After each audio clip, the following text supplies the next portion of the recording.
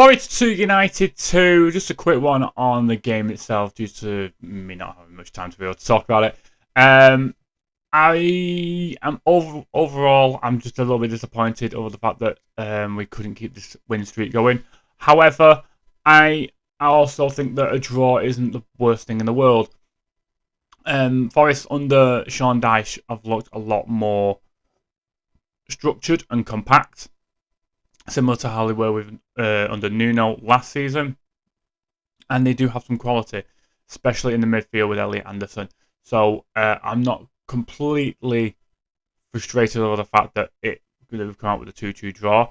I think that the main issue that they had in the game was the fact that they had about 2 to 3 minutes of really bad defending, completely switching off, and that's where the 2 goals have come for Forest.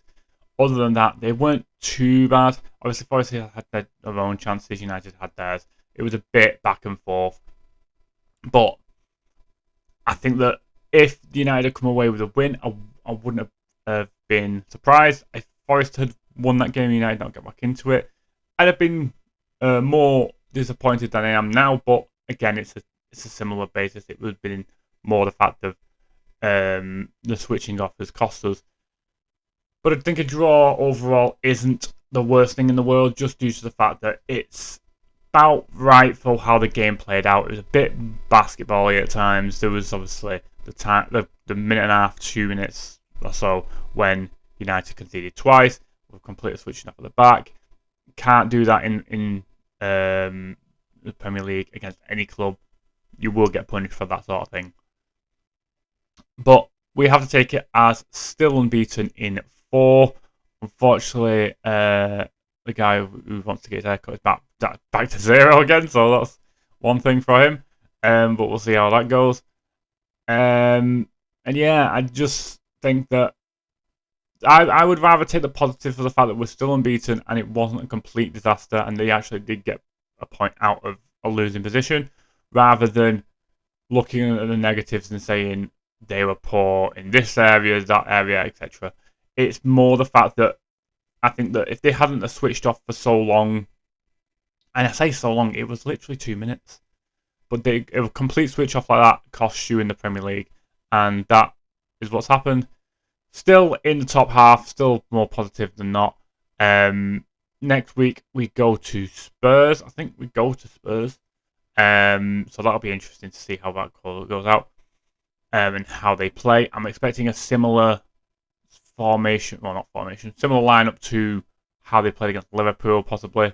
But Tottenham don't have a lot going forward. They do score goals, but they're not consistently going 3-4. So, yeah, I think that it's going to be interesting to see what happens with that game, how they bounce back. If they're seeing this as drop points rather than a point gained, I would prefer them to see it as points dropped, because the way they've been playing has been quite decent. And I think it has just been a lapse in that quality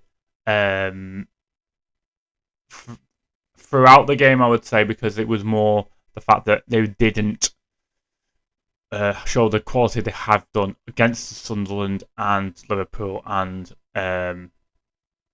Brighton. So it was more kind of the back end of the Brighton game where they looked like they were going to drop points from a winning position. Wasn't the case this time. They obviously did concede the 2 goals, but did get a point back from a losing position. So I take that as a positive, but I hope that the team does look at the negatives that have happened and look to improve that this week before we play Spurs. But what do you guys think? Let me know down in the comments what you thought about the game, how you think United are doing. Obviously, like I mentioned, it is 4 games now unbeaten. It's 10 points from 12, which is good. Hopefully, something similar can be replicated within the next 4 games or so. But we'll see what happens. Like this video if you have, subscribe if you are new, and until next time, guys, take care.